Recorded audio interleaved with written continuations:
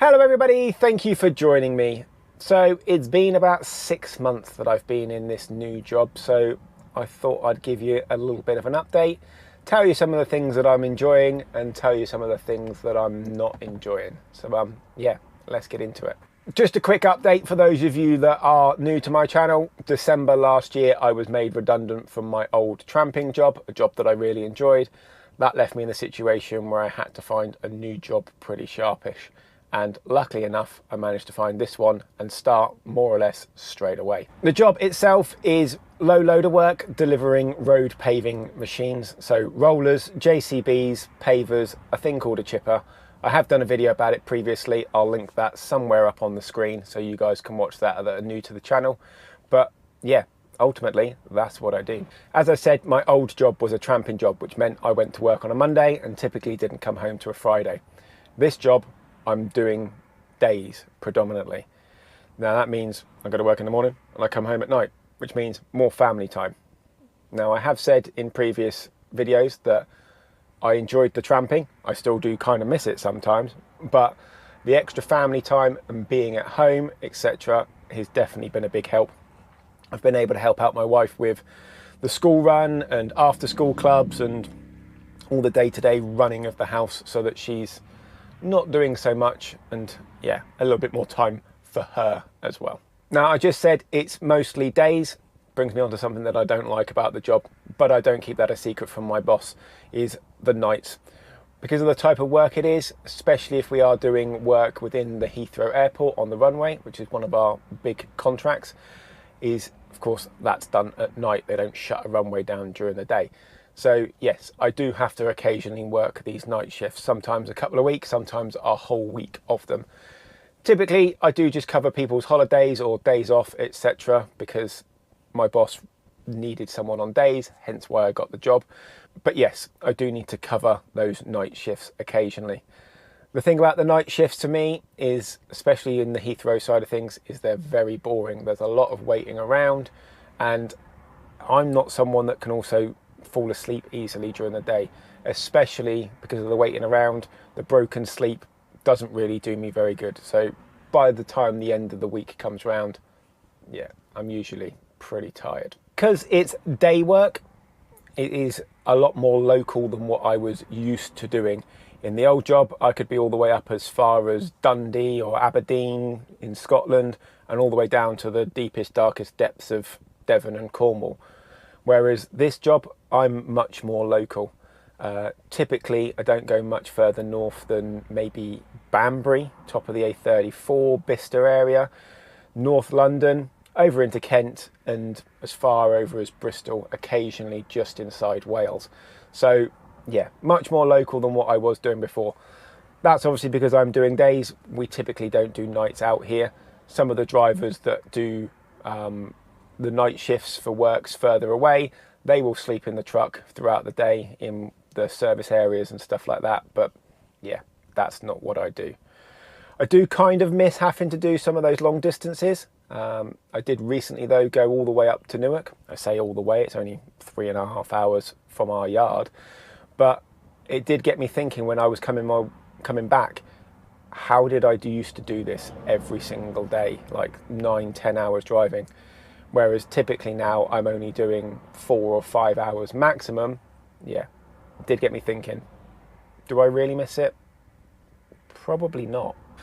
Another thing I've really enjoyed about this job, and I know the guys, if they're watching this from the workshop, will disagree, but I've actually enjoyed doing some of the work within the workshop as well. So I'm not claiming to be anywhere near a mechanic by any stretch of the imagination, but learning how these machines work, how they operate, I say helping with repairs and stuff like that, diagnostic stuff on the truck, on the machines, has, yeah, just given me that extra skill set that, yeah, I can help now.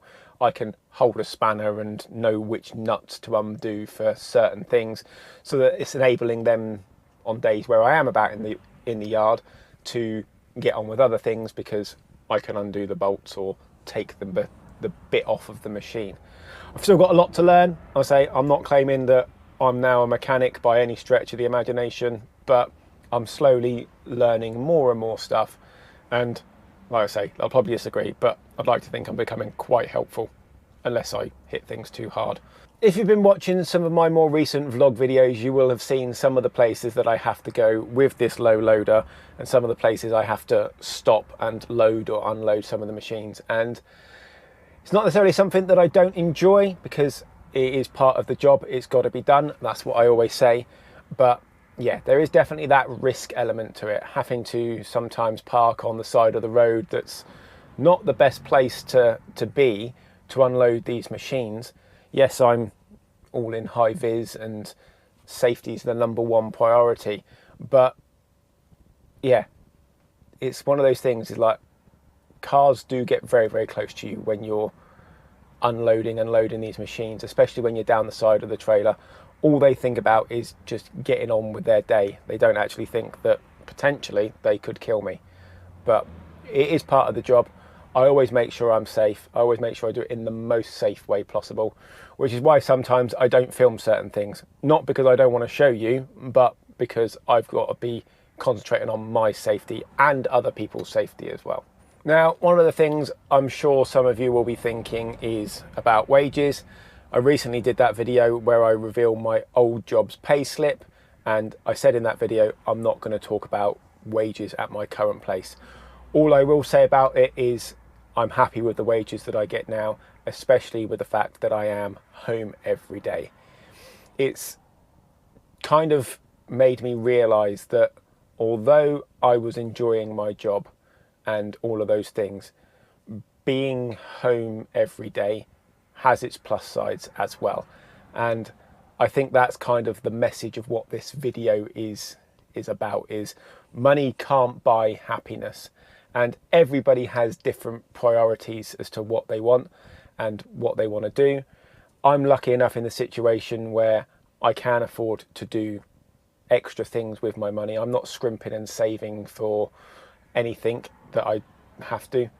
My wife works a very successful job and earns more money than I do.